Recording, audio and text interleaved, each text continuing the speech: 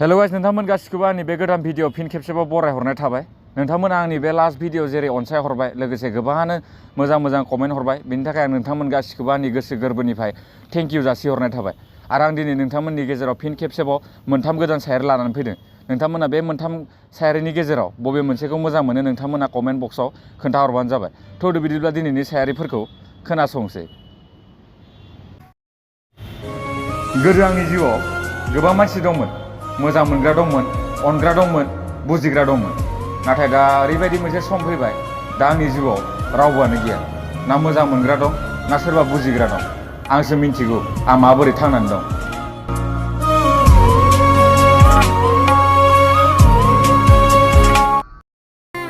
जों जेब्ला गुबुननि रंजानायखौ नुयो, अब्ला जोंनि गोसोआव जोंबो रंजानो लुगैयो। नाथाय मा खालामनो, जों थाखा फैसा गोनां न'खराव जोनोम मोनासै। बिनिखायनो दिनै खस्थ' खालामनो गोनां जादों। रंजागोन जोंबो सानसे, नाथाय बिमा बिफानि थाखाजों नङा, गावनि थाखाजों। जोंबो रंजागोन, लोगोसे बिमा बिफाखौबो रंजाहोगोन।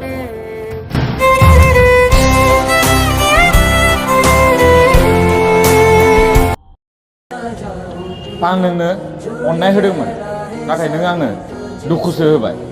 आं नोंखौ बिराद मोजां मोनदोंमोन, नाथाय नोङो गुबुननिसो जाहैबाय। आं नोंखौ गावनि खालामना लानो सानदोंमोन, नाथाय नों आंनि जिउआव गोसोखांथिसो जाना थालांबाय।